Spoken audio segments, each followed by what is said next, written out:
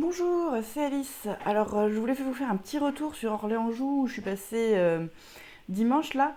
Moi, c'était la première fois que je découvrais ce petit festival. Je l'avais un peu oublié, du coup, j'y étais un petit peu à l'arrache. On n'a pas été très très longtemps. J'étais occupée le samedi, mais c'était quand même bien sympa. Je vais en parler un peu plus en détail. Avant, je voulais juste signaler que ce soir, donc sur la chaîne Meeple and Fire, avec Ben des recettes ludiques et Arnaud de Meeple and Fire, donc.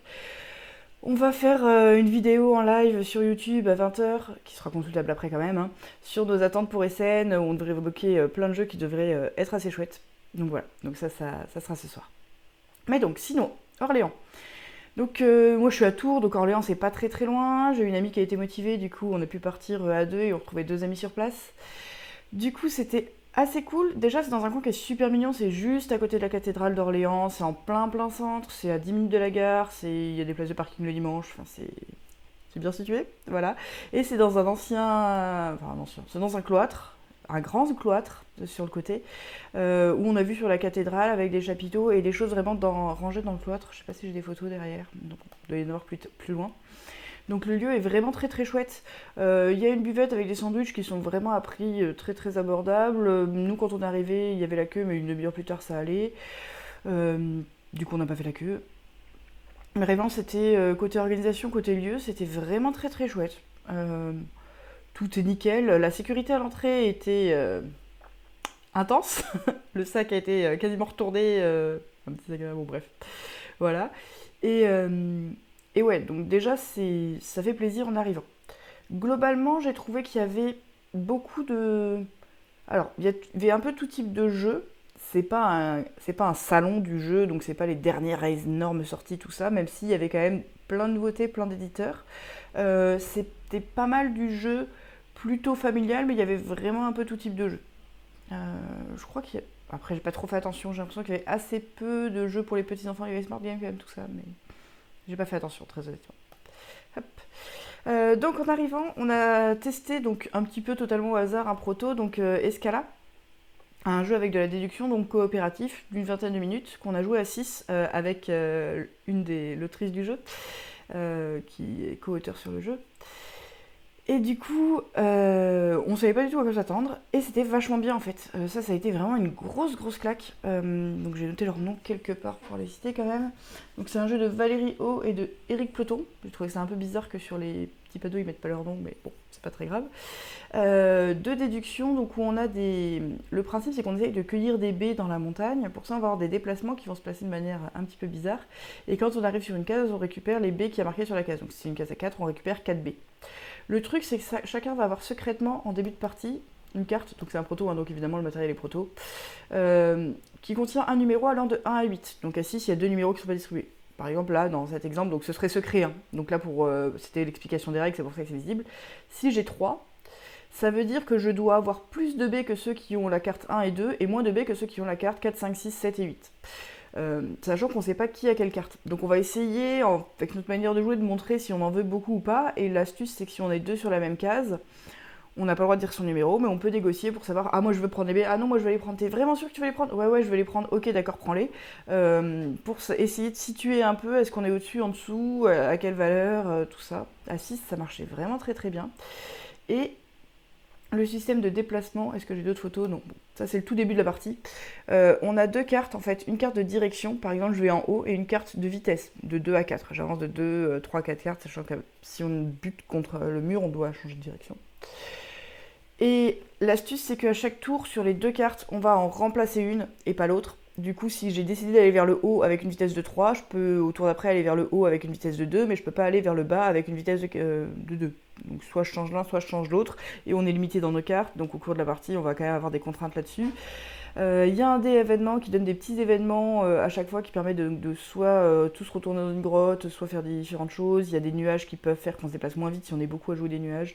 Bref, il y a plein de petits éléments qui, à l'explication, on se dit pourquoi pas, et en pratique, ça marche vraiment très très bien. Donc ça, j'espère, je pense que ça va sortir prochainement. Je vois pas pourquoi ce serait pas édité. J'ai trouvé ça vraiment top dans le format. On a joué à 6 et à 6 c'était vraiment très bien. Donc un jeu à 6 de 20 minutes qui propose une vraie petite nouveauté qui marche bien comme ça, c'est bien chouette. Du coup, j'ai. Ouais, ça c'était Gros coup de cœur et gros coup de cœur pour à peu près tout le monde autour de la table. Donc ça, j'espère vraiment que ça va. Donc c'était le moment marquant du festival, le proto essayé au hasard au début du festival, comme quoi ça vaut le coup d'essayer des protos. Hop. Ensuite on a fait séquence, j'oublie l'éditeur, un gros éditeur classique, c'est un jeu plutôt classique, on a des cartes en main, on en joue une, on en pioche une, et on va jouer une carte et placer un de nos pions de notre couleur sur un des numéros correspondants, le but étant de les aligner façon morpion. Il y a pas mal de pioches, c'est... ouais bon, ça n'a pas été mon truc du tout, mais... je vais jamais jouer, c'était l'occasion. On a pu tester l'île des chats de Roll and Write, notamment j'avais une de mes camarades de jeu qui aime beaucoup l'île des chats, le jeu de base. Du coup c'était vraiment l'occasion d'essayer cette version Roll and Write. Du coup pour ceux qui connaissent l'île des chats, c'est vraiment les mêmes règles de placement, sauf que plutôt que d'avoir des règles d'achat de tuiles et de... je sais plus s'il y a du draft dans l'île des chats, je me rappelle plus. On va juste avoir des cartes au milieu et on va tous choisir une colonne et il n'y a pas d'interaction, c'est vraiment un solo à plusieurs. On peut tous choisir la même colonne, le but c'est de faire le score maximal. Et donc quand on choisit une colonne, ça va nous donner des pièces de chat à poser, qu'on va devoir poser toujours de manière connexe. Idéalement, on regroupe un peu les chats de même couleur pour faire des familles sur le bateau, et on recouvre des cabines, et on récupère des cartes de scoring un peu spéciales pour faire différents types de choses. Donc voilà, donc ça a plutôt bien, c'était plutôt sympa, ça marche bien, c'est... Et comme le casse-tête de son côté est vraiment rigolo, c'est pas très grave d'être un petit peu solo. Le matériel est agréable. Donc ouais, ça fait peut-être un petit peu doublon avec l'île des chats, mais c'est peut-être plus facile à sortir, je ne sais pas. En tout cas, on a bien aimé. Hop, voilà. On a testé Cardzol, donc ça m'intriguait un peu, j'en avais entendu dire du bien. C'est un puzzle avec des cartes, en gros, qui vont se chevaucher, pas toujours dans la même direction. Il y en avait plusieurs un petit peu en démo. Et du coup, alors là, on a testé le Brocéliande. Le Brocéliande, il est un petit peu bizarre parce qu'en fait, apparemment, sur toute cette gamme-là, on a des cartes recto-verso avec deux pulls différents. Donc, pas tout à fait le même look, donc on peut savoir lequel est lequel. Le Brocéliande, en fait, c'est deux fois le même pulse d'une face des cartes et de l'autre. Et du coup, on peut un peu jouer dessus pour faire un pulse un petit peu continu avec des éléments qui changent, avec des trucs un petit peu bizarres.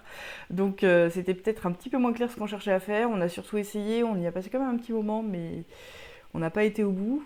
Et vraiment, le principe est assez sympa, ça marche pas mal comme manière de faire des pulls, vraiment en repérage d'images, c'est différent. Et c'était plutôt chouette, ça nous a tous les cas tous bien amusés, tous bien accrochés. Donc ça, je m'en prendrai peut-être un jour, voilà, de cette collection-là, qui est plutôt sympa. Hop.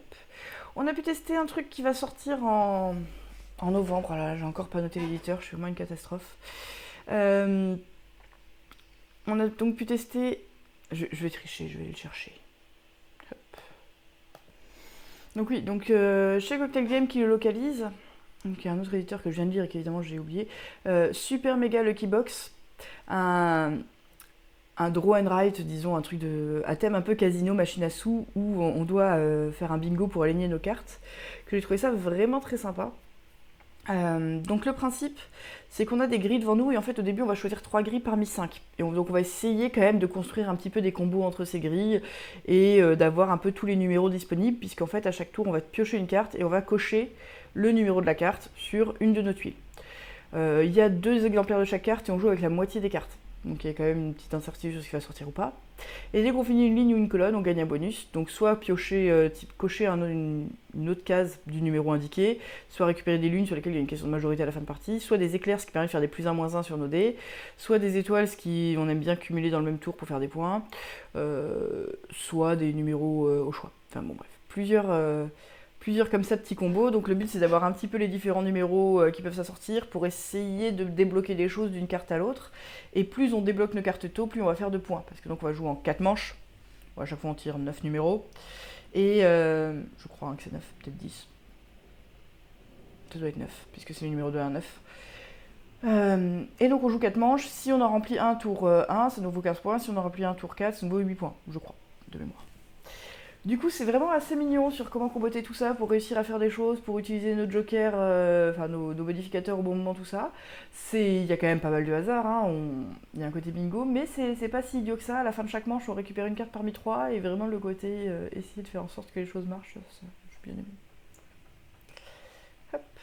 On a fait un Next Station London. Bon, là, c'est la mise en place de la partie, mais donc ça, j'y avais déjà joué pas mal de fois. Il y en avait un qui connaissait pas, et ça tentait à tout le monde de le tester, de le jouer en fait, parce que c'était un peu en fin de journée, et c'était assez cool. Et du coup, on doit tracer des lignes de métro pour maximiser le nombre de points en fonction des quartiers visités et des quartiers les plus denses, avec des petits objectifs en plus, des quartiers touristique, le fait de se croiser, avec pareil un côté draw and write pour écrire sur la feuille. Donc on a fait beaucoup de roll and write, etc. pendant ce salon, c'était un peu de la spécialité, un peu au hasard.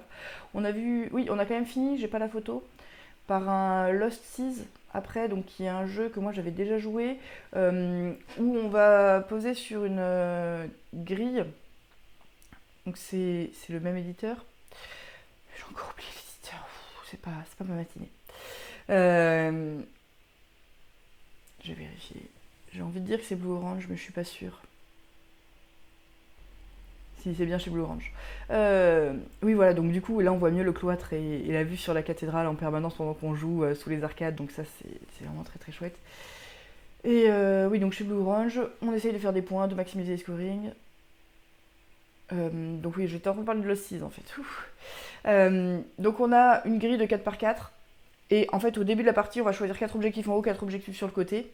Les objectifs, c'est du genre avoir 3 dragons de mer et 2 os. Et donc à chaque fois, il va y avoir un système de draft ouvert de tuiles, donc un marché de tuiles sur la table et chacun à son tour en prend une, avec un premier joueur qui tourne, qu'on va pouvoir mettre dans notre grille et on essaye de les faire correspondre aux lignes et aux colonnes, sachant qu'on doit avoir exactement le bon nombre de symboles à certains endroits. Donc il y a un côté prise de risque, il y a un côté qu'est-ce que j'essaye de faire, et c'est vraiment malin, ça marche vraiment très bien. Il était 18h, donc c'était la fin. Donc après, on est reparti. Et globalement, une très bonne expérience. Tout le monde était vachement sympa. Les animateurs, aussi bien des éditeurs que à l'accueil, qu'à la buvette, je crois qu'il y a une asso qui s'en occupe. Vraiment, c'était chouette. C'était plutôt en mode tranquille. Donc oui, il y avait d'autres gros jeux que nous, on a moins joué, qui étaient présents. Soit parce qu'on les connaissait déjà, soit parce que on n'avait pas le temps, qu'on n'a pas trouvé la table à ce moment-là. Il y avait un jeu, je savais pas du tout ce que c'était. Du coup, je sais toujours pas du tout ce que c'est parce qu'on est tombé dans le mauvais timing. Mais oui, vraiment plein de choses. Un moment sympathique. Je pense que si on est dans la région, ça vaut le coup d'y aller. Ça vaut peut-être pas le coup de traverser des centaines de kilomètres pour aller spécifiquement là. Enfin, c'est pas Essen, quoi. Bon, on s'en doute un peu. Mais très très plaisant. Vraiment, et le cadre est exceptionnel et les éditeurs variés. Il y avait de l'espace. Donc c'était bien chouette pour y passer une journée, voilà, un bon après-midi. Donc je pense que j'y retournerai l'an prochain, voilà, surtout si je suis toujours à Tours et qu'il y a toujours des gens motivés pour y aller. Et puis voilà, c'était à peu près tout pour Orléans-Joux. Je vais quand même redire que... Ouais, donc voilà, là c'était vers la sortie, hop, vers 18h. Mais globalement c'était pas blindé à n'importe quel moment. J'ai mis un bracelet, j'ai remis ça, hop. Oui, ce soir, donc à 20h, on parle avec Ben et Arnaud donc de nos attentes pour SN sur la chaîne Meeple and Fire, je remets le lien. Voilà, demain normalement je reprends un peu ma série sur les sorties des scènes parce que j'ai passé 3 jours à jouer donc j'ai pas trop le temps. Du coup, je vais peut-être aussi refaire un journal de jeu pour parler un peu des jeux que j'ai joués à tel ou tel moment, peut-être sur les moins gros jeux. J'ai envie de parler un peu de gros jeux là, ça fait un moment. Donc bon, voilà, différentes choses de prévues. Puis à bientôt. Bisous!